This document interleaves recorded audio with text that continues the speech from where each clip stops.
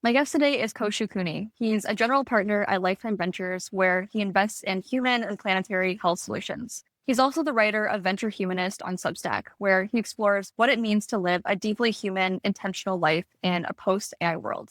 Koshu, welcome to Second Nature. Thank you for inviting me. You were one of the first people that I connected with on Substack back when I started writing about a year ago. And I don't know if you feel the same way, but there's something really comforting and motivating about making your first writer friend on Substack, especially when you're posting into the void and putting yourself out there on the internet. So yeah, that was really how we connected.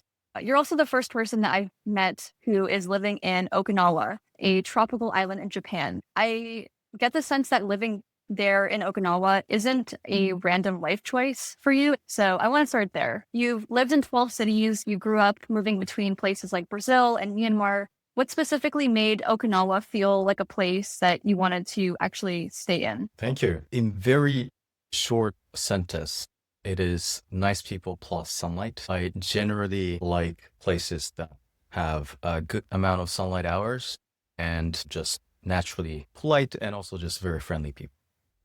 I also do think this is rather around the compatibility given the timing and context and perhaps even phase of life. So if I were here way younger or before getting married, perhaps I would not have liked it as much. So just giving everything in life and also just on the macro side, this is where I feel very at home right now. Okinawa, particularly beyond having just friendly, warm people with a warm environment, I do think it comes down to four things. First is safety. It's the Japanese safety. So you can leave your wallet or smartphone on a table at a cafe, go to the bathroom, you come back, there's not even a dust on it. It's the kind of trust that you can have on the society or just people in general that makes you feel just good, as opposed to having to always look out for your belongings. Second and third, I would just bucket them in one, but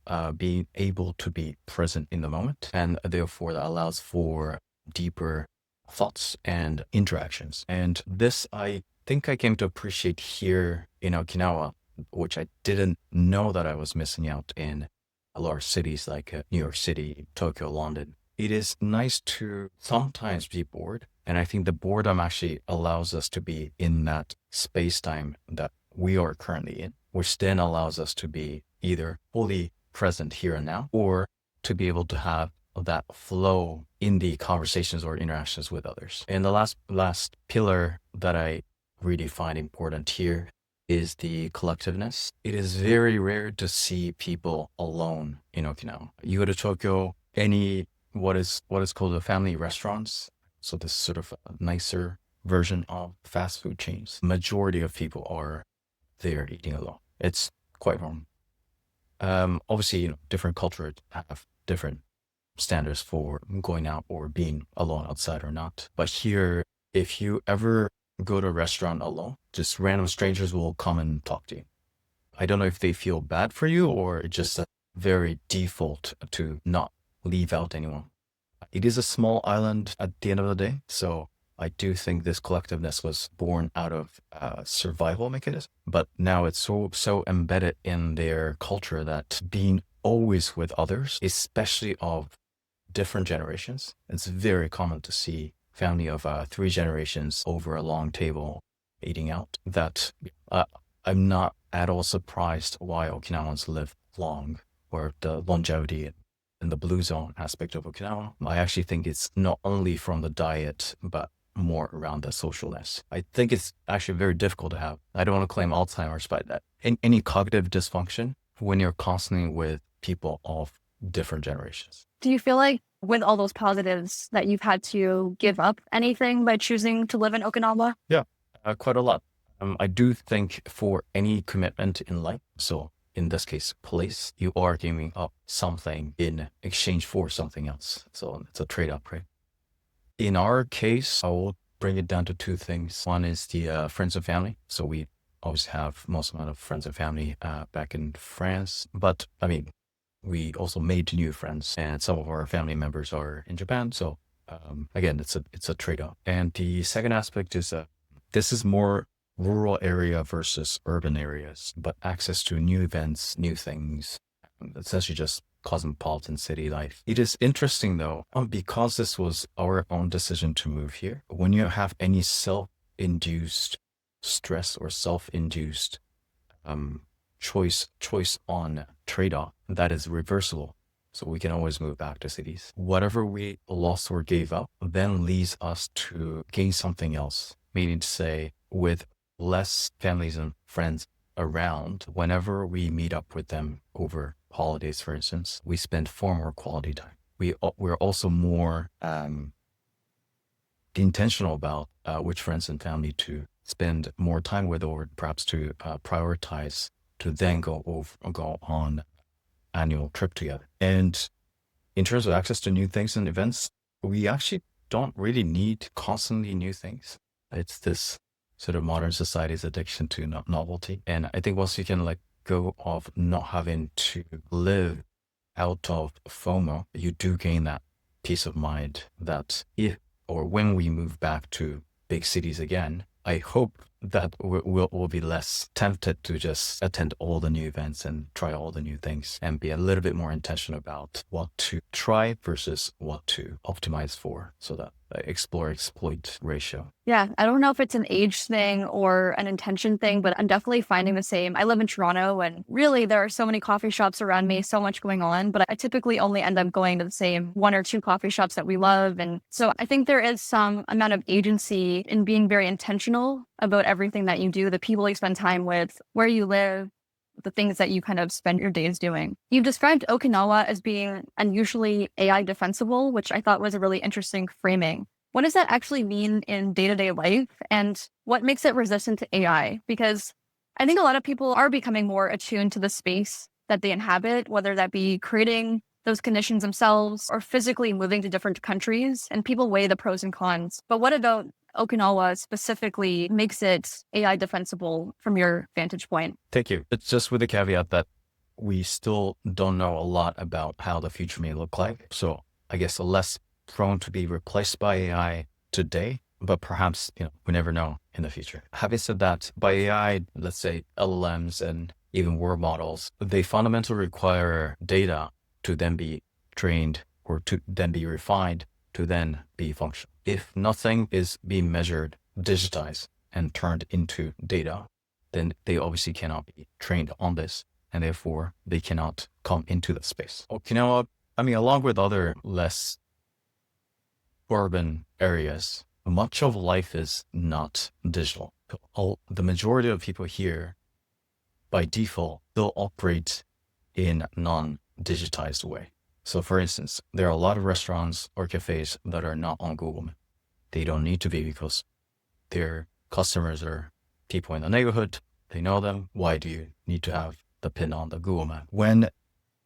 And therefore there aren't any photos or any text or visual data on the location or the interactions that they have that are on the internet. So until the physical AI or the fully embedded robotics, be humanoid or just a series of different specific robots, are fully rolled out and the full social and economic diffusion happens, until then, Okinawa is still very much non-AI-able. Now, does that mean they'll be less affected in terms of potential job replacement or adjustment? That I'm not sure. There are a lot of people who operate in, for instance, call center space, whether they want to or not.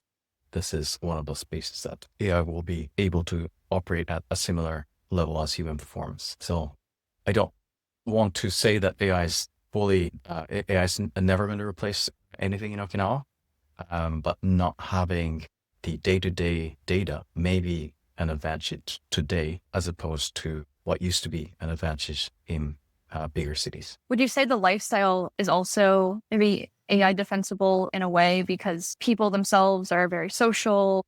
They still prioritize things and traditions and ways of being that are maybe not as common in big cities. Yeah. The collectiveness. So yes and no. Yes, the default social behaviors are collective with others all the time. that there isn't really space to be replaced by AI per se. It might be strengthened by AI for the coordination or for the idea or to help with the activities that the group is engaged in. Now, the tradition side. So unfortunately, as with most, I guess, the local traditions globally, the commercialism is catching up. You need to say, instead of fully home cooked food and fully homegrown or homemade crafts to do offerings to our ancestors, why not just buy a package in a local supermarket, which is then mass manufactured in a central kitchen elsewhere. So I would say the default social behavior is not going to be replaced. The components of it may be either supported or slightly replaced by AI for the mass production side.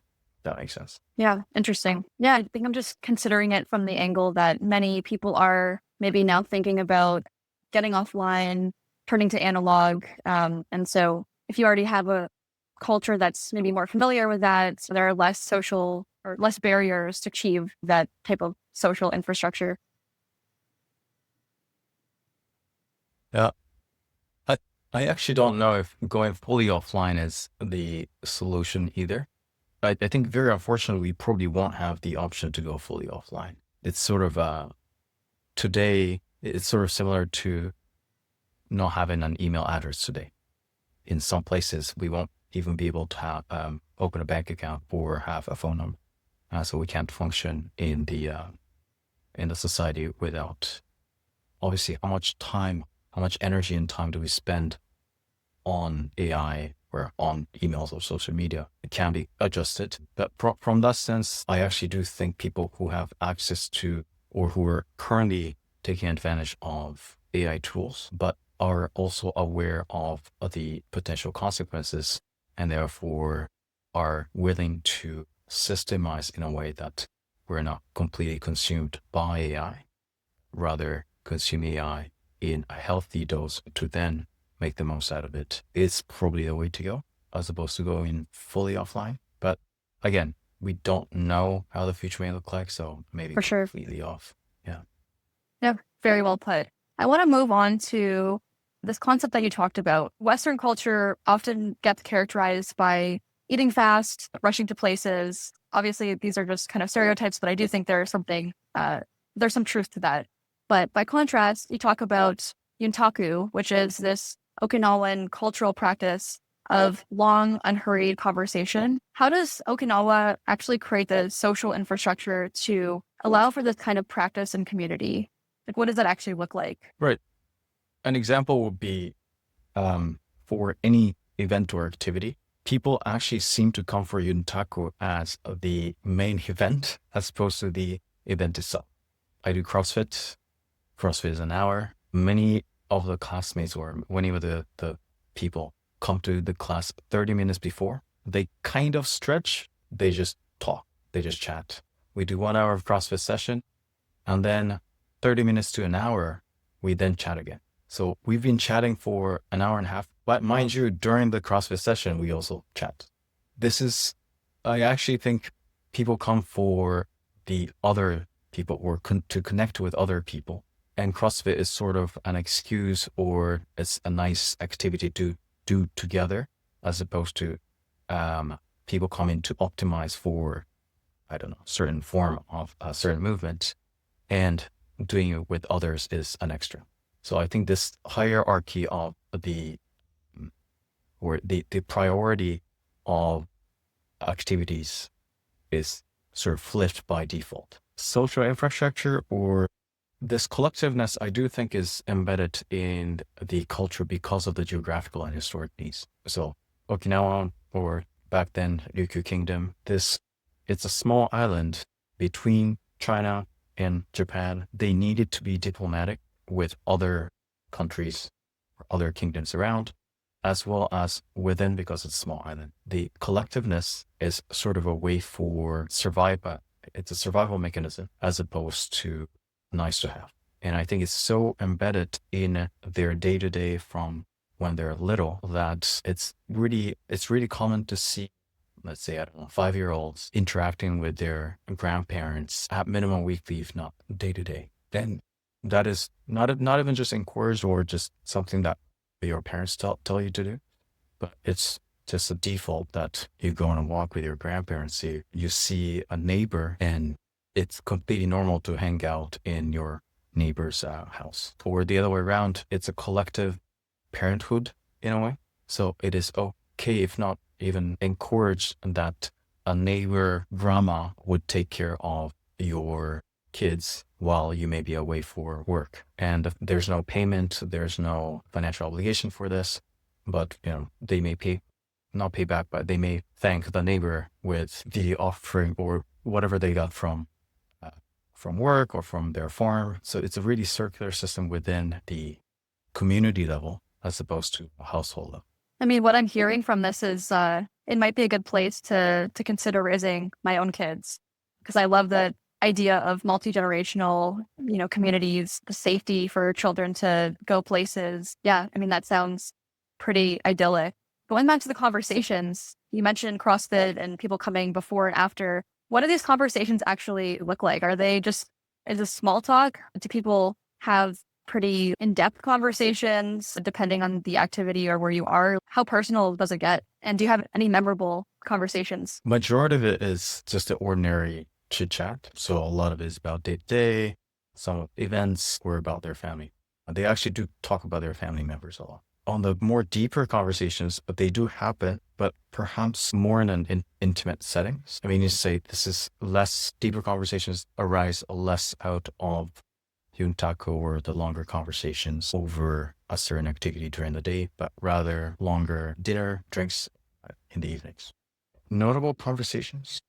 It's a very spiritual island, and I'm not a huge believer in spirituality in general, but have discussed at length with others on this, with a caveat that I work with, and there's a research institute that's quite international and only PhD and above that is located in the central part of Okinawa.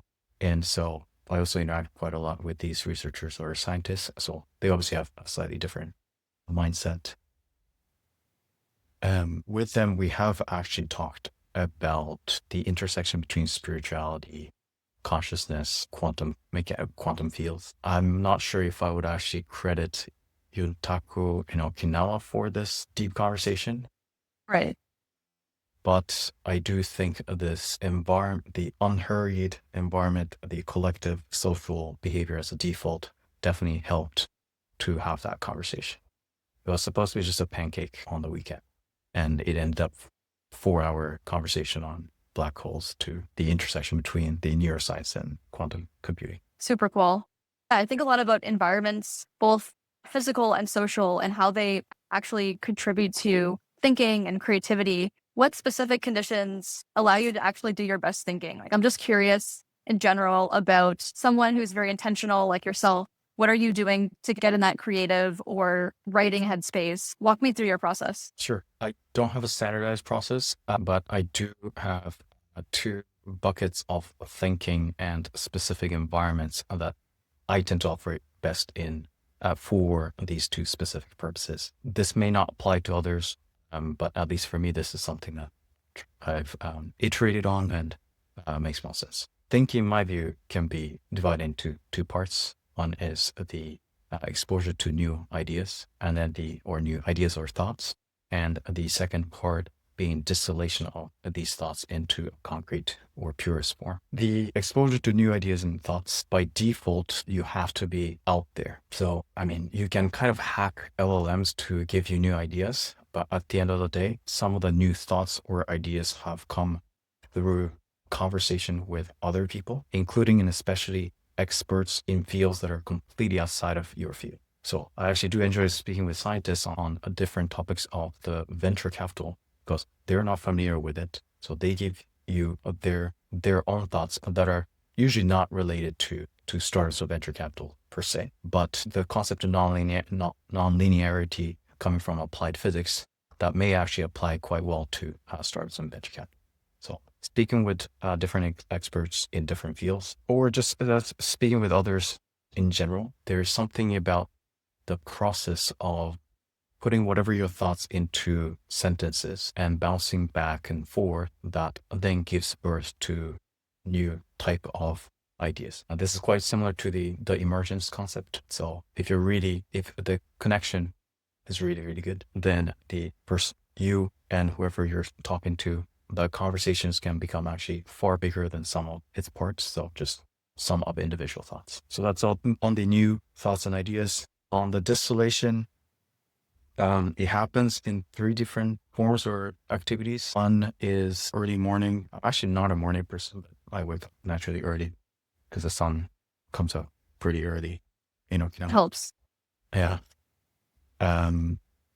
Go for a morning walk with coffee. There's something about being in nature, especially with sunlight and some movement, that allows me to then synthesize naturally the thoughts that I had. For me, this is sort of close to the process of having clear water. So imagine you have a sort of groundwater in the river and it goes into the lake, and suddenly the stillness sort of distills it down. So yeah, really just looking into, even touching nature, and you're moving through it very slowly, and that allows for these thoughts to come together. Second is meditation. So I don't meditate for that long, but I meditate every day. And especially at the end of the day, when so much has happened throughout the day, taking time to reflect upon whatever's happened in the day, but also to observe yourself having gone through the day. Certain cues that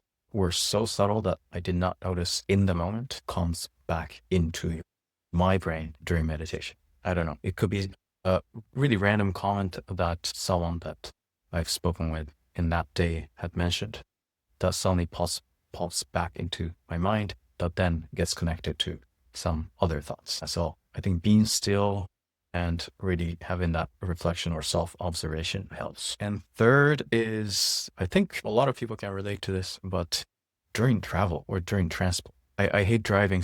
It doesn't happen to me during driving. It's more in on train or on flights. But there's actually a research publication on this. Let me find it and send it to you. When your eye, when the environments shift and moves very fast, or eye focus gets narrowed down, and for some reason your brain gets activated in a way that, at least for me, it synthesizes different experiences into one concrete thought or idea, or just a core emotion. It could be, I don't know, a feeling of nostalgia and reflecting upon that.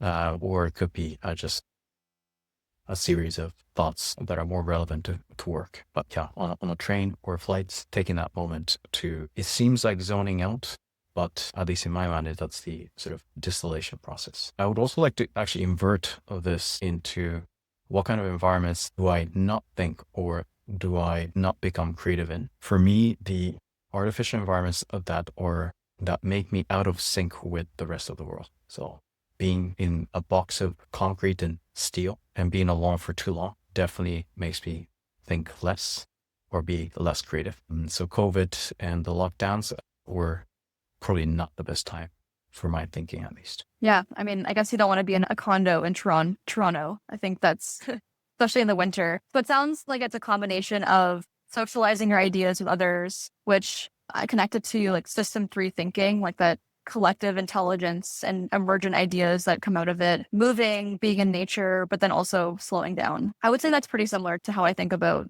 my own creative process. I think it also just like getting into new environments as well.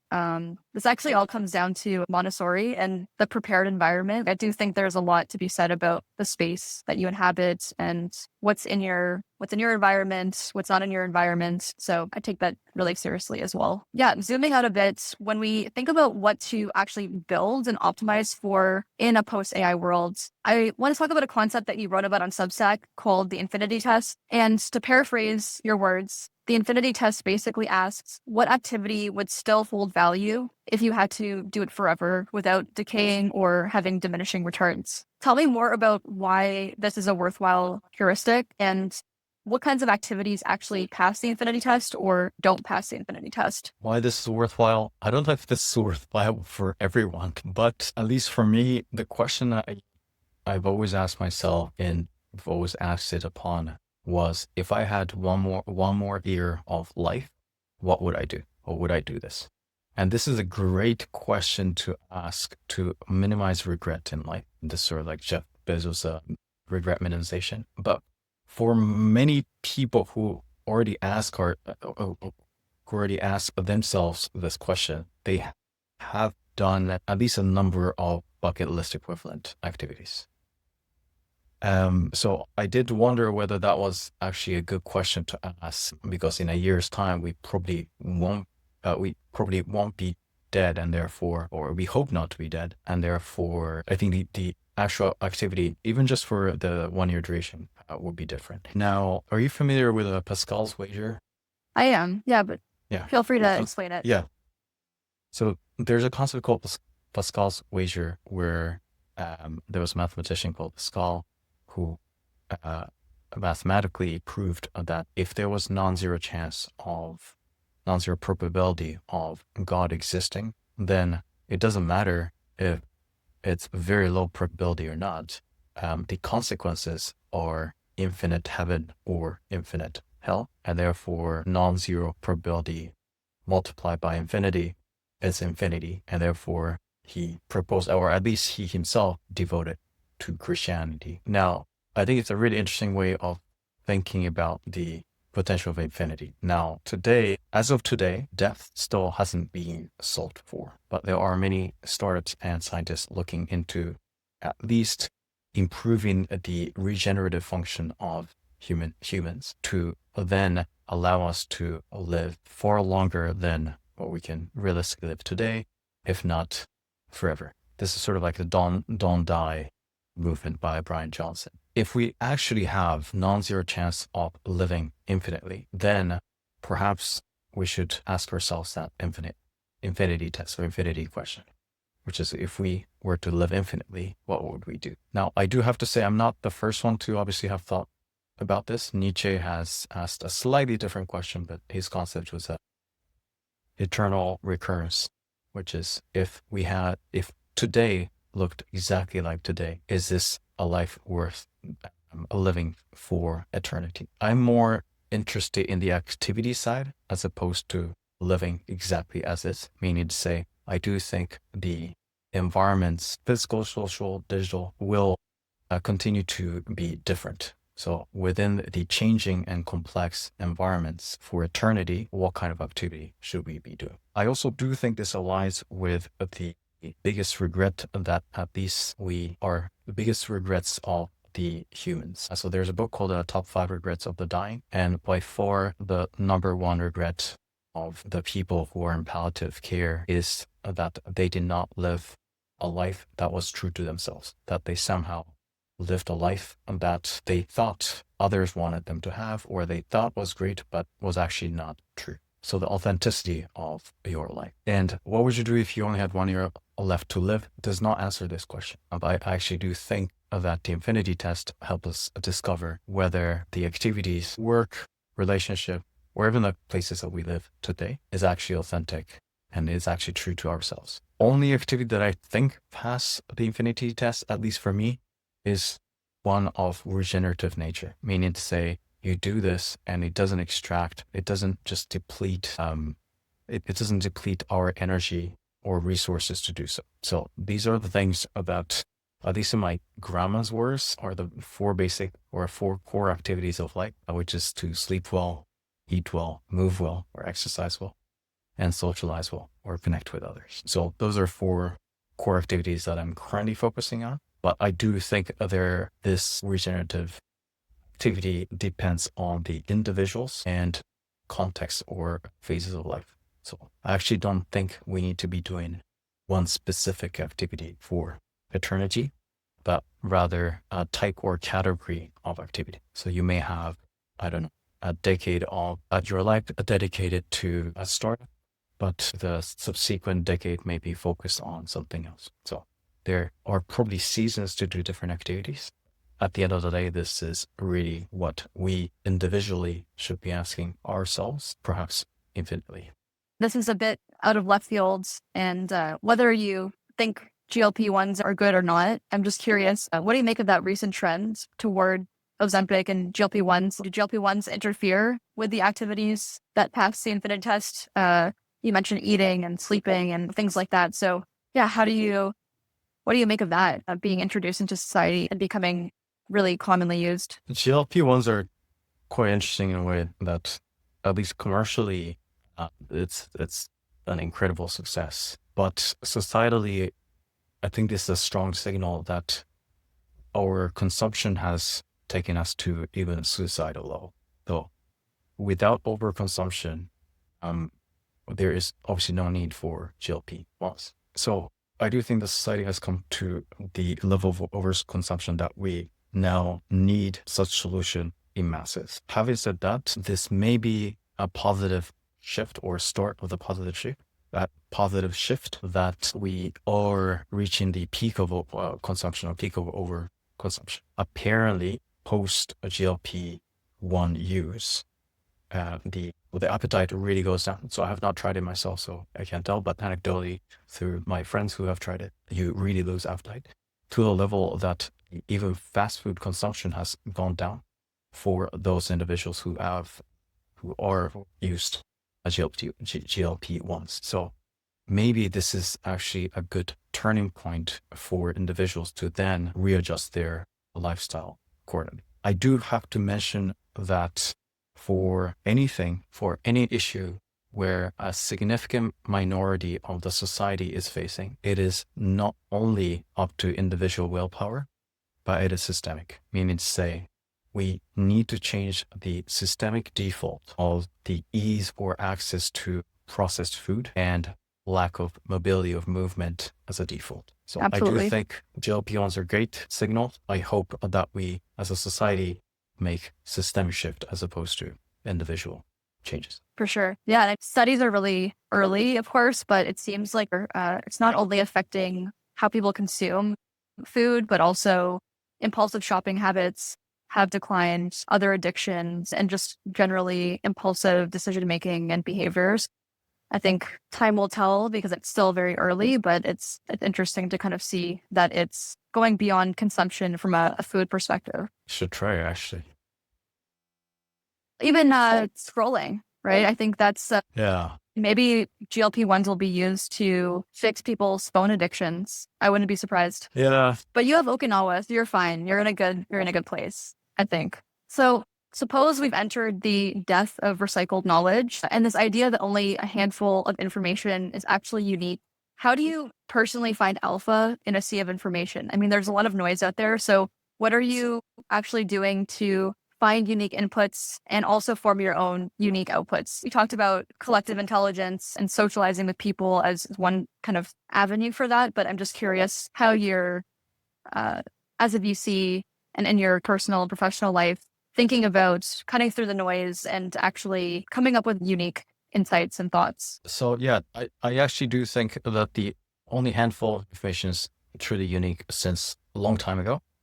It's just that the access to information in general was rather delayed back then, let's say through libraries and then on the internet and now through AI. So the speed of access has increased to a level that everyone's sort of recycling that piece of information. I actually do the opposite now, where I've significantly unsubscribed from different newsletters. I still do like to read the news, but I try to restrict it to, for instance, weekly as opposed to hourly consumption. And there seems to be, if information is recycled, then one, it's redundant to be constantly reading through reading or consuming such content through different formats or different channels. But also, I find it dangerous because without knowing the source and ever sort of chanting the same recycled information, we actually start to think that that's the truth as opposed to may not. So I'm spending far less, or what Tim Ferriss used to call information diet. And so I'm spending less time or less consumption of information and using that time and energy to then actually live it myself. And now the science of mind is quite interesting or unique in a way that the only way for us to observe our mind is by observing it ourselves. I don't think I'm doing it correctly or fully yet, but I cannot observe your mind. Only you can observe your own mind.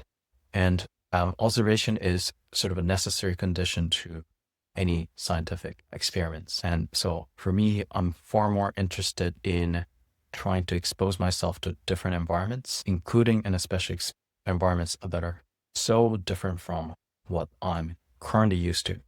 And therefore, perhaps I find a new version of myself there. And through new information and new experience, then try to derive insights myself. That I think is the only way, at least in the information war, we can survive. Not even to win the information war per se, but rather to survive in this. I actually think the recycled knowledge is one thing. There will be increasingly new types of knowledge or things that we didn't know existed as humans will be created by AI going forward. And if that is the case, there will be more uncertainty, or at least more perceived uncertainty. There's always unknown unknowns. Now we will have more unknown unknowns with geopolitics, climate change, and obviously, yeah. In a world of increasing uncertainty, I actually think the best way to survive and then thrive is to be adaptive. So how can we be adaptive? Obviously, this is sort of cycle of exposing ourselves to different or new environments or some controlled stress, and then taking time to recover from that. So I'm actually consuming far less information of the similar sort to try to expose myself to different kinds of information, or at least to be in touch with people from different fields to then to vicariously be exposed to different environments and try to keep myself a bit more adaptive than before. How do you actually do that in practice? I mean, you mentioned you work closely with this research arm. Is it waste? Yeah, Okinawa Institute of Science and Technology. And so I'd imagine that helps a lot because you're in constant connection with specialists of specific fields and knowledge. But are you reaching out to people? How are you actually doing that in practice to ensure that you're getting different types of inputs, content, different types of people in your life to bounce ideas off of or learn from? Because I think it's difficult, right? Like it is, you have to be choosy. You have to maybe say no to certain things and say yes to other things, and constantly have that filter going on in your head. So how do you actually do that in practice? It's mechanical and natural. My mechanical process is, as a rule of thumb, I go where these experts or the people that are completely outside of my field hang out in. So the research institute is one. I don't want to bucket the researchers into one group, but obviously this is sort of one segment of the population. So I do befriend, let's say, biologists, chemists to physicists, and do connect with them over lunch or coffee for different deep conversations. But I don't restrict myself to that population alone, because then I would think a little bit too much like a researcher and not the rest of the population. I do go to different events or to connect with different segments of the population. So for instance, Okinawa, that's the world's biggest presence of the US military. I do martial arts with some of the US military personnel, and I connect with them on their experience and their thoughts on, to the extent that they can share, on everything that's happening in the world, geopolitics especially. I do connect with photographers or more visual artists, usually through art galleries or photo exhibitions, and to writers or educators through platforms like Substack. So the reason why I got to your newsletter is really using different keywords. So I think it was education, or I don't remember. And then, but I do it systematically in a way that I actually follow or connect with several, a minimum of 3, between 35, over 5, I think it's a bit too much. And after subscribing or after connecting with these people, I then distill or reduce or filter. So you never know until you actually interact with these people or see their output or see their work, whether this is something that gives you value is probably the wrong word. Right. Worthwhile, that you find valuable. Energizing. Yeah. Yeah. I mean, part of it is actually stressful because I actually want to stress myself by being in touch with something that is just that I'm not familiar with. But at least my minimum threshold for the filtering is that they need to be expert in what they're doing. And it is statistically true to say that majority of people are average in what they're doing. So even within the research institute, you speak with many researchers, you start to find that it's only a handful of people who are extremely talented and extremely smart. The rest are just really dedicated on their research. But no offense, most other people could do that if they've dedicated 20 years of their life into just one tiny segment of research. It's the same for other fields. If we put our mind, time, and energy into something, then we probably can. I'm far more interested in connecting with and getting information exposure to those that I just can't possibly get to, just because, yeah, perhaps it's something that is so authentic to them that they can be doing this in their sleep that obviously I won't be able to.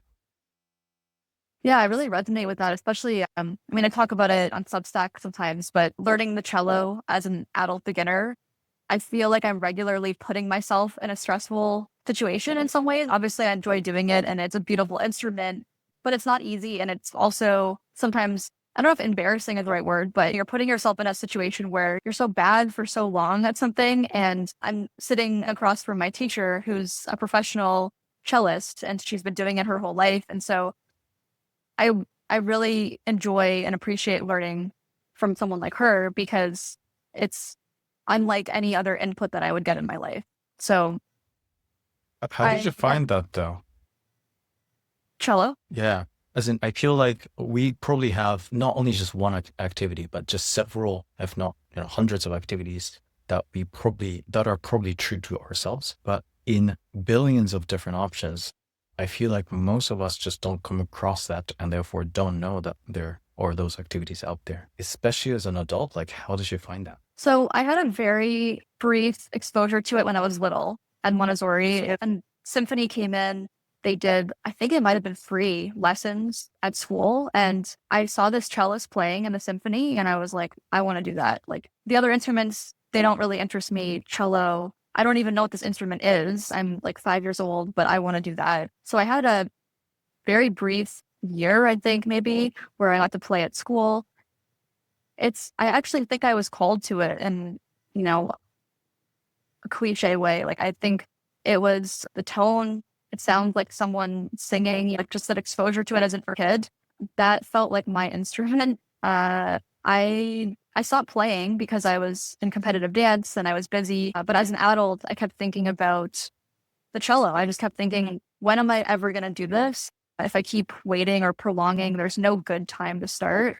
It seems kind of strange. Like I didn't have any friends in my circle who were starting music lessons as adults. So it wasn't something that I had any reference to, but I just did my research, found somebody, and that was it. Going back to doing something that feels true to yourself, it was not connected to work. It wasn't going to improve my resume or give me skills or exposure professionally. None of that really was present in learning the cello, but it's given me a lot of joy in my life. I think it passes the infinity test. I think it's one of those things where I can continue learning the cello for the rest of my life. I'll never probably master it, right? I don't think there's really a ceiling that you can hit with an instrument. Super interesting. Yeah, I think the early exposure definitely makes a difference. I feel like among startup founders, there are many who have what we call startup DNA, and that comes from, for instance, when they were young, their grandparents were entrepreneurs and they saw the ups and downs, but that was sort of what they really wanted to go into. So yeah, do feel like the exposure or the type of education can matter quite a lot. Mhm. Yeah, they call it dinner table capital.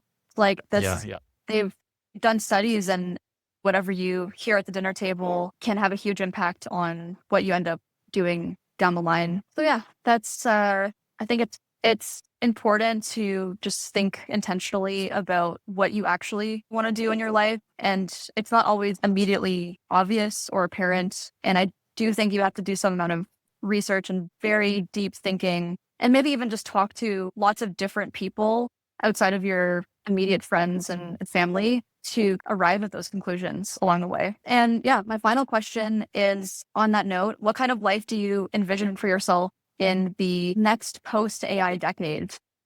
Assuming jobs look very different than they do today, we obviously don't know what things are going to look like completely, but we let's say hypothetically, we have more time to actually dedicate to the things that we love and quote unquote real work. What kind of life are you actually optimizing for? Are you playing the long game at something currently that you think will pay off down the line? In short, I'm actually optimizing less just because I feel like I've been That's a good answer. optimizing for a certain pillar of my life at the cost of the wholeness.